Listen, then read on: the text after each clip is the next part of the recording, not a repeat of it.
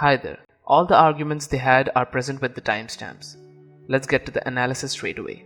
My old university and overall the left. So I'm just going to discuss some of the crazy things I saw in my old university. So right off the bat, like, why is it always like this? Why is it never like, the left supports this policy position, which I am opposed to because instead it's like, the lefties on my college campus were being crazy. I'll give 1 point to Hunter here because in Misha's this video she talks just about college campus stuff and how people make her feel. She does have discussions and opinions on left policies in her other videos, but in her Why I Left the Left video, she doesn't mention those policies. So she did leave the left because of a policy opinion differences as well, but she didn't mention those in this video. So the trigger to Why I Left the Left arises from the college campus stories.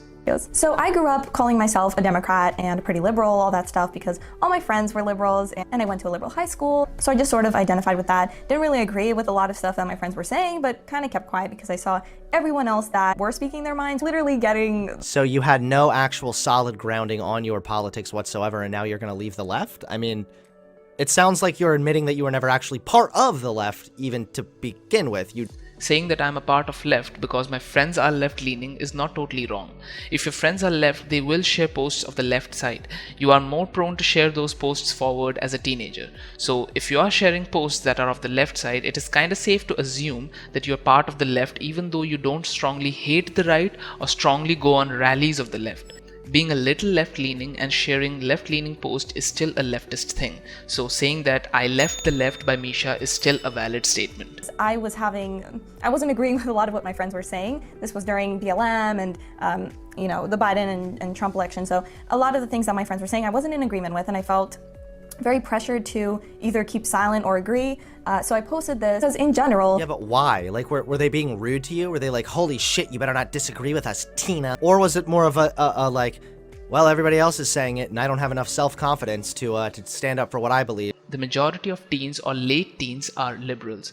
There is data to prove it to the point where if you search Gen Z, you will get left-leaning posts and results. So if you are an anomaly by being conservative, you will be left out isolated. So this is not really a question of self-confidence. She has to make a choice between maintaining integrity of thought but losing friends and staying silent. Now, for a person for whom political leaning matters a lot, he or she will choose the first option without any doubt, that is, maintaining integrity of thought but losing friends. But for someone who doesn't care much about the government and just wants to pursue a career and simply have a decently good time in college, it's perfectly normal choice to stay silent and go with the flow. People and we were like, yeah, you think this way, I think this way. It doesn't look like we're gonna find common ground, so let's just agree to disagree. It depends what you're disagreeing with. The agree to disagree point goes to Hunter. It totally depends on what are you referring to. If political views matter much to an individual, it's normal for that person to not befriend someone with an harshly opposing view. In the same way, if a person is into fitness, it's perfectly normal for that person to unfriend someone who chooses an unhealthy or unfit lifestyle.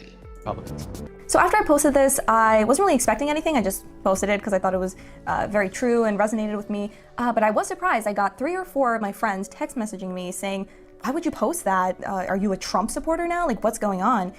Basically, they were ready to attack me. They were proving my point that I can't really post or say anything without people getting defensive or offended. And it really made me miss... It's called the internet. Yes, that's the fucking internet. That's been the joke forever. True. If you post something on internet, you will get attacked. You need to simply take that in. It is stupid and immature to think that you will not get backlash. Points to Hunter. But just saying that this thing didn't happen when Misha had a good following on YouTube. This is from a time when she was left-leaning and Social Dilemma was the first thing to challenge her base ideology. And she posted a clip and got backlash from her friends, not followers. But still, backlash doesn't mean getting cancelled.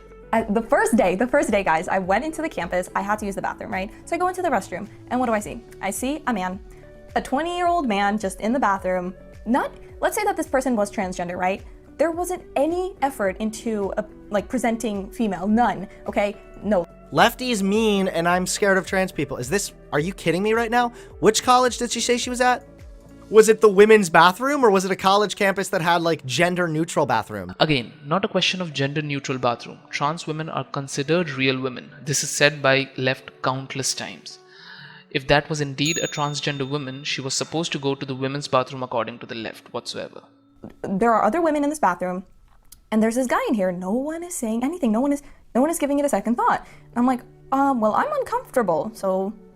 Well, it could be possible that they were not actually uncomfortable or being pressured, but it's a far-fetched possibility. In any country except for America, this gender debate is not this big. Only in America it's talked about so much, and this is kind of cliche for US citizens to think that the world revolves around us. In Japanese anime, for any attack that's happening, it's said that they're attacking Japan. In Bollywood movies, they say India is in trouble. But in any American movie, you will hear stuff like, we need to save the world, when the only area destroyed is New York. So point is, around the globe, gender is not as big topic as Americans think it is.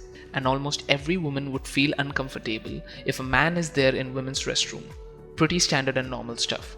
And then my classes start, and there were trigger warnings on every piece of literature. If you had this in your past, if you experienced that, you can leave the class, you don't have to do this. What class was it? Was it like, today we're going to be dealing with subjects involving sexual assault. If you have been sexually assaulted in the past or this makes you uncomfortable, there's a warning. Political correctness isn't inherently a bad thing, but it has been taken to an extreme end by the left, where the professor has to be extremely careful about what he or she teaches. If something is the truth and that universal truth offends someone, and because of that the professor restrains himself or herself, then the purpose of education is defeated. Every great thing that's ever been invented or discovered in history offended a huge number or majority of people during its time of arrival. You don't have to do that. Literally raising toddlers, like you have to be coddled and protected from everything in the world. That's not how the world works. It was so annoying. Everything that we read Don't coddle them. It depends what it's for. Yes, but the left tries to protect them to the point that when they get to the real world, they don't know what compromise means, what sacrifice comfort for a family means, what sheer hard work for a good pay means. Okay. Within that same week, I was asked to then write a paper about how I was privileged being white, but also marginalized being a woman. So this... It's easy. I will explain it to you, okay? There exists a little thing called subconscious bias. We all have subconscious biases. Subconscious biases tend to privilege those who are white. Because white people tend to be the majority, more people are familiar with white people, and hence tend to see white people as normal, essentially. There's already plenty of evidence showing that subconscious bias plays a role in helping or causing some people to literally perceive black people as being more criminal, or more dangerous, or scary, or whatnot.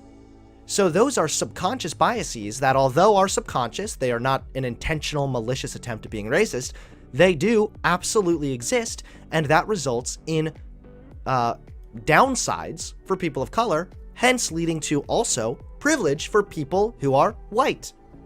It's that simple.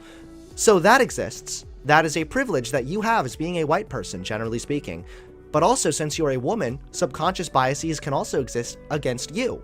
Women are oftentimes perceived as being more emotional. They're not taken as seriously. Sometimes women are seen as being less good at math, or less authoritative, or if they try to be authoritative, they're seen as being just bitchy and not really taking authority. This is unfortunately a downside that affects women. So you have certain privileges for being white, but you also experience certain downsides for being a woman. Hunter explained intersectionality extremely well, but the essay didn't ask for an opinion. What if I said there's a girl, and when she took an authoritative position, she was not looked upon as bitchy. She was well respected, just like any man would have, and then what would she write in the essay? The teacher assumes that if you are a woman, you are a victim. There is no questioning it or debating it. Just write down the socially acceptable reasons of why you are a victim, even if that doesn't apply to you. The essay was not on intersectionality. The essay was about how you are the victim of intersectionality, even if you're not. There was no room for debate, because I was thinking, wait, but I don't think that I'm privileged in this way or that I'm marginalized in this way. The fact that you didn't notice or think that you have privilege shows that you have privilege. I'm sorry. But she did say that she also didn't think that she's marginalized being a woman. Now, what you gonna say? The fact that you don't realize you're marginalized means you're actually marginalized? That doesn't make sense. Acted us and our feelings and how it made us feel and how we were feeling and feeling and feeling and feeling. What about facts? Like... Oh God, no! You've given no facts. This entire time has been you talking about your feelings being hurt by gender-neutral bath. In the university, you're supposed to focus on facts rather than feelings. And since the university is not strictly focusing on facts, so she's showing her feelings in the video. She's not talking about the liberals talking about facts, not feelings. She's talking about the university not focusing on facts. But on Hunter's defense, Misha didn't give a single factual evidence in the video about her position. So can't totally give points for her either.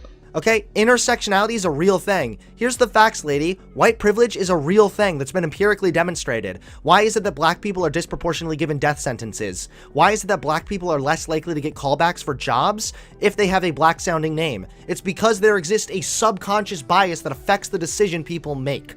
The intersectionality is a tricky thing. It's not as unreal as the right make it sound, and it's not as simple as the left make it sound. The right say that there is no white privilege, which is false because of the facts stated by Hunter about recruitment. But the left make it sound very simple. Here I'll refer to Jordan Peterson's video on intersectionality. In that, it basically dives in about what government should be doing about these systematic differences. So let's say we have two races, black and white, and two genders, male and female. With simply this, we have four categories to be treated differently on the basis of privileges and underprivileges they have. If you add income slabs, the number of categories will increase multiplicatively to 12 if we just have 3 income slabs. Now, physical attractiveness is also a privileged trait. So what you want? We should go around telling people, hey, you're unattractive. Here are your benefits that you deserve. Making such an absurd amount of categories seems unrealistic. So should these intersectional differences be brought into politics is still a controversial topic. For real, what about 1 + 1 = 2? What about actual facts? Wait, did you think you were going to college to learn 1 + 1 = 2? You know that you're supposed to know that by the time you get to college, right? Come on, she didn't mean that really at all. 1 + 1 = 2 is a pretty obvious metaphor for facts, theories, postulates, and research work. It is insanely dumb for Hunter to think that Misha said this statement literally and keeps on making fun for this statement. Honestly, I should subtract Hunter's points for this comment, but I'll leave it as it is. But it's extremely dumb for Hunter, seriously. That was an obvious metaphor.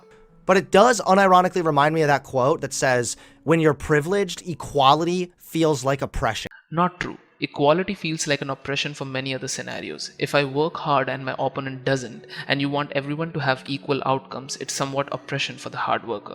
In this context, what if a black dude is tall, physically attractive, and a white dude is from a home of daily financial troubles and he's physically unattractive? Calculating privilege points based on so many different characteristics is highly non-feasible. I was not learning. I was literally just being indoctrinated and just brainwashed into this. That's not what indoctrination means. Can conservatives please learn the name of or the definition of that word? Indoctrination is teaching somebody to accept something without critical thought. Yep, that's not the correct use of word by Misha. University teaching something is not equivalent to indoctrination. Nonsense. It was just getting so annoying because every class was political without exception. Politics should not be in the classroom. A classroom should be a place where you're learning essential knowledge like math, science, history. Why do I have to be taught politics? Oh no. How dare they? I go to college to learn the same things I learned in high school, guys. Where's the... Both wrong. Hunter little wrong, Misha a lot wrong. Point goes to Hunter. Hunter's statement that same stuff in high school is senseless. There is no boundary of knowledge when it comes to science and maths, buddy. There is a lot to learn in science and maths in university that you were not taught in high school. Also, Misha mentions history as well, which you missed. She just wanted political science out of the curriculum. Pol science is a pretty important subject for university students to know about.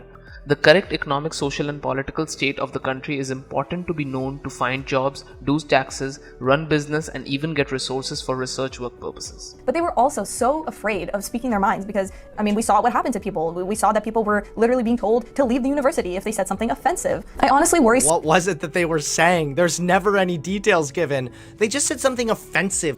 Yep, many details missing in the video. I know it's difficult to make a YouTube video that engages audience, but a simple text box with details for those who want to know should be there.